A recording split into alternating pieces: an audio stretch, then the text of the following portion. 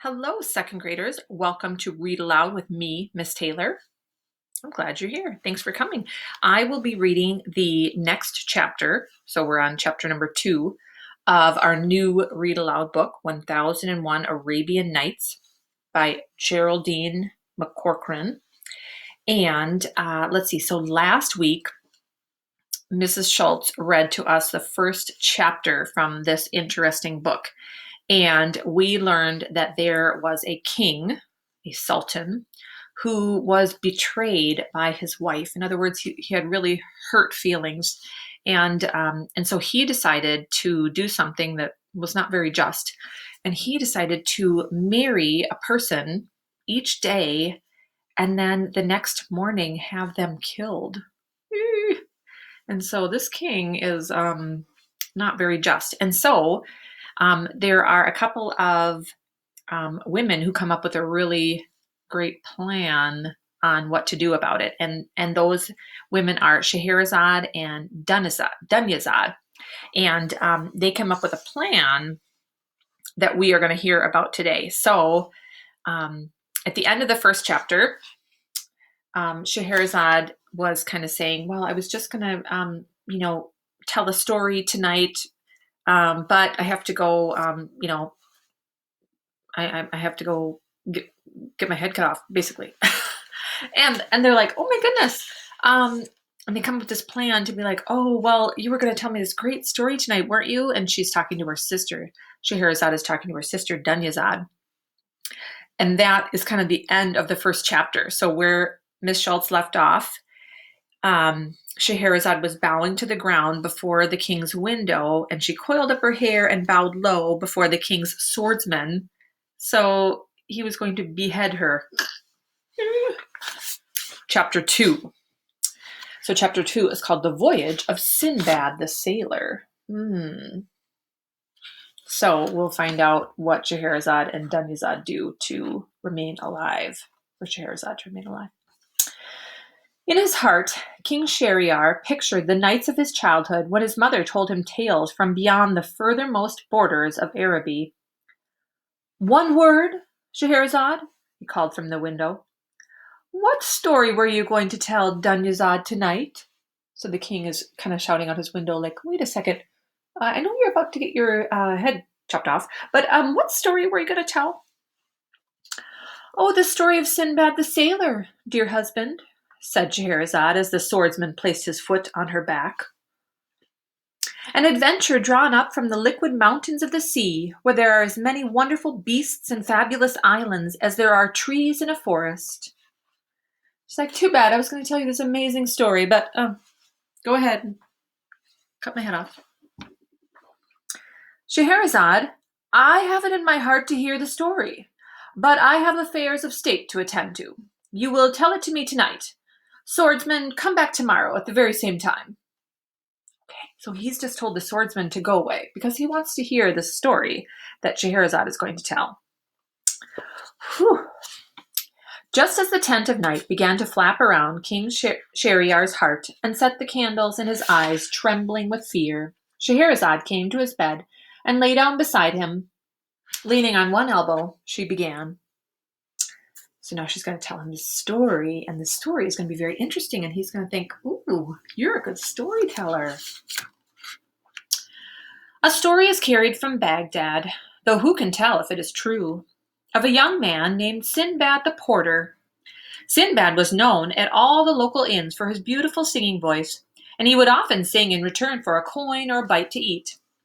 He was summoned one day to a great house built of white and wine-colored marble on the skirts of the city.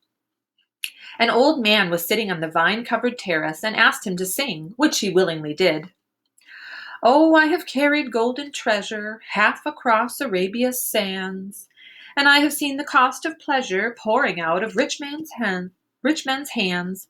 But do not think of me as rich, sir, because I carry treasure chests, for I count myself much richer when I lay them down and rest. I am just a poor young porter. All my meat is caught from rivers. All the wines I drink are water. All I carry, I deliver. The song pleased the old man, and he took a great liking to the porter.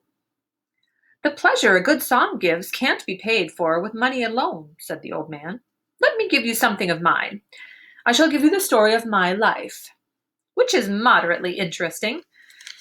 My name is Sinbad too, but I am Sinbad the Sailor. I was born the son of a rich farmer who died and left me a lot of money. Being a particularly clever boy, I made the sensible decision to invest the money. I invested it in drink and expensive food and stylish clothes, and in buying myself a lot of friends at the local inn. Before long, I found that my investment had left me with hardly a penny. To tell you the truth, I did not want to be poor in my old age. So I sold everything I owned and bought instead a silk-sailed ship and cargo.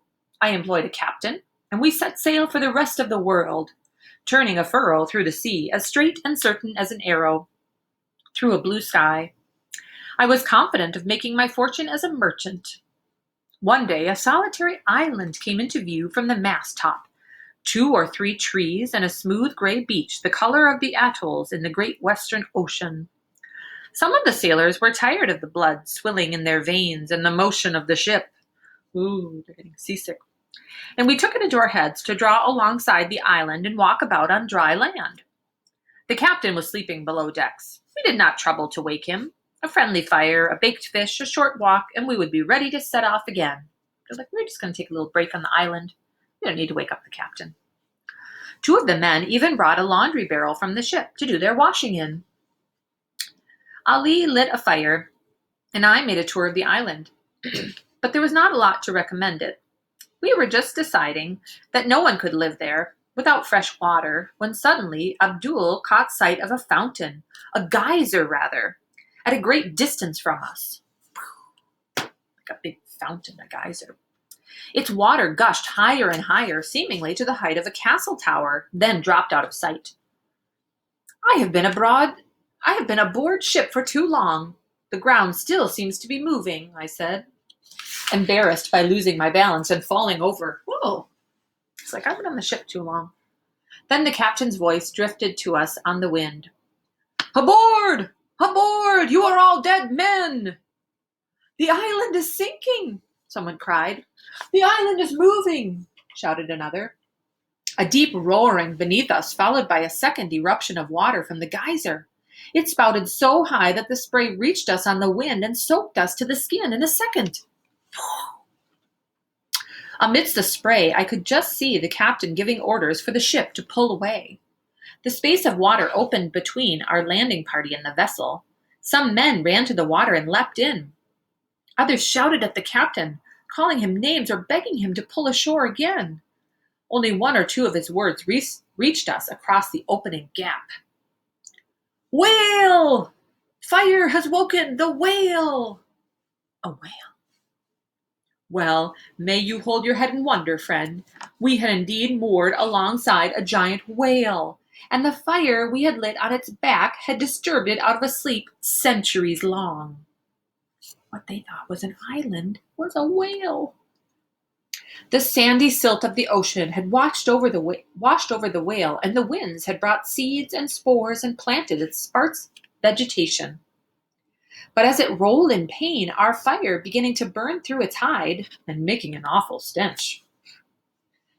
The shallow-rooted trees were washed away like toothpicks, and the sand swirled round our knees as we stumbled to and fro. The whale dived. One sailor was thrown high out of the water by the massive tail. Believe me, friend, those tail flukes were larger than galleon sails, and the tail fell on us like the greatest tree in all the gum forests of Arabia. To the end of my days, I shall weary Allah with my thanks. Allah is the name for God, so he's like thanking God. The barrel, full of my fellow sailors' washing, rolled toward me across the water. I pulled myself across and floated away, while my sailor friends swam down with the whale to the kingdom where only the fish can breathe. Friend, it makes me sweat salt water only to think about it. The ship had long since gone. I was alone on the ocean with the smell of scorched whale in my nostrils. Ooh. I began to paddle with my feet, and my lonely voyage, as you can imagine, was so long and tiring that I did not remember reaching land. I woke up beside my barrel on a white beach to find, to my great surprise, that I was alive. Oh, I also found that the fish had eaten many holes in my feet, and only with pain and difficulty did I climb the beach and explore. I saw no one friend and nothing. Under the trees, the undergrowth was thick, a perfect home for wild animals. Why else did I climb that tree? But from the topmost branches I could see a long, long way. I climbed up a tree on this other island. What can I see? I saw no one friend and nothing. In another direction, however, I glimpsed a shining white dome. A big shining dome. Surely it was a fine mosque at the heart of a splendid city. Mosque is another name for a place of worship, like a church or a synagogue, a mosque. Its white curves seemed so massive that I was almost afraid to approach. When I finally reached it, I walked around it 5 times before I gave up hope of finding a door.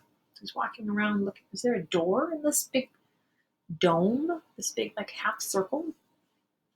Its whiteness was dazzling in the sun. I tried to climb up it, but the white surface was so polished and smooth that I slithered down to the ground again every time. I was trying to climb, just goes right down. I exhausted myself in the midday heat, and that is why I was sitting on the ground in the shade of the white dome when the sun went dark. I have seen tropical suns set like a single clap of hands. I have seen the moon forget its rightful place and push in front of the sun. But this was no eclipse or sunset. So it's just like the sun was gone. Looking up, I saw that the sun had been blotted out by the shape of a gigantic bird. Its claws were as large as the tusks of elephants, one toe the thickness of a tree trunk. Its wings were as huge as my terror, and its feathers as black as my miserable fate. For now I realized that the white dome I was sitting under was nothing other than the bird's unhatched egg. That huge dome that he had been trying to climb up was this gigantic bird's egg. And as slowly and certainly as a ship on a whirlpool is sucked circling down, the huge bird was wheeling down toward me. It was like, oh, this humongous bird is coming at me. Why have you stopped? Said King Shahryar. So remember Scheherazade was telling that story about Sinbad the Sailor, and now she stopped. The king's like, why have you stopped? Oh, my dear husband, Scheherazade replied, I am surely the most worthless of wives, for I have wearied you all night with my storytelling, and already it is dawn. Your swordsman is waiting for me in the courtyard. I can hear him sharpening his sword. So Scheherazade is like, oh, I've just kept you awake all night with my storytelling. I need to go down to your swordsman so he can, cut off my head. But what became of Sinbad the Sailor?